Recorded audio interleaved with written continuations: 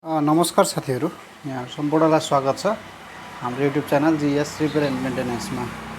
आज चाहिँ हामी आएको छ एउटा हाम्रो स्टेबलाइजर, जुन चाहिँ हाम्रो फ्रिजको स्टेबलाइजर हो। तपाईँहरूले यहाँ पनि हेर्न सक्नुहुन्छ है। ओके, एकछिन चाहिँ मैले अफ गरेँ।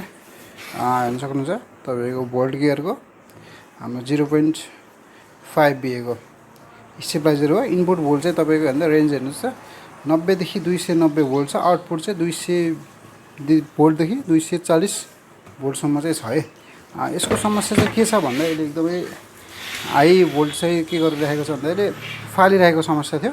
हामीले चाहिँ यसलाई चाहिँ कसरी त्यस्तो आइरहेको बेला चाहिँ हाई भोल्टेज स्टेबलाइजरले यदि हाई भोल्टेज फालेछ भने त्यसलाई चाहिँ कसरी बनाउने भनेर चाहिँ हामी चाहिँ तपाईँलाई चाहिँ सिकाउन गइरहेको छौँ। कृपया भिडियोलाई अन्तिमसम्म हेरिदिनु होला है त।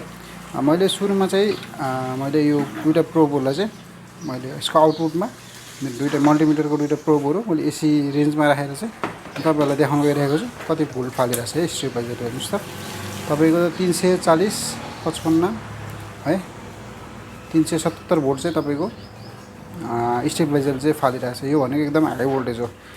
यसरी स्टेबलाइजरले यत्रो भोल्ट फालिसकेपछि स्टेबलाइजरले अरू लोडहरूलाई पनि बिगार्ने हुन्छ है।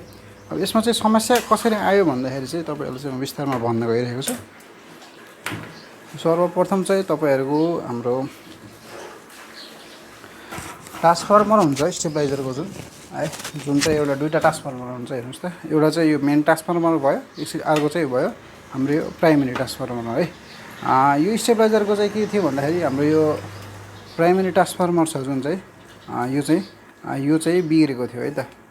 यो बिग्रेको भएर चाहिँ यसबाट चाहिँ आउटपुट सप्लाई आउटपुट नगरेको भएर चाहिँ यस्तो समस्या आएको थियो। त्यसको ठाउँमा चाहिँ मैले एउटा नयाँ हाम्रो ट्रान्सफर्मर राखिदिइसकेँ है। त्यो राखिसकेपछि अब मैले यसलाई चाहिँ लाइन दिएर हेर्छु। त्यसपछि हेरौँ है त कति भोल्ट आयो भन्ने।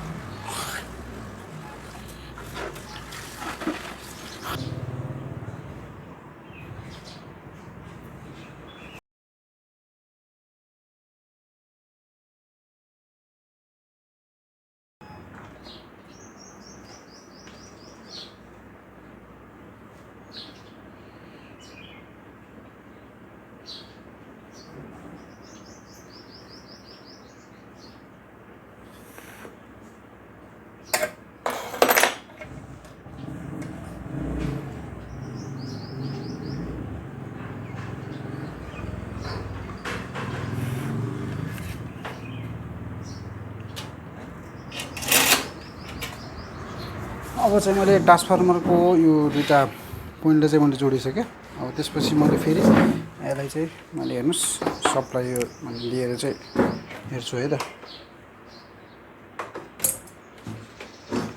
देख्न सक्नुहुन्छ 223 भोल्ट चाहिँ हाम्रो आइसक्यो।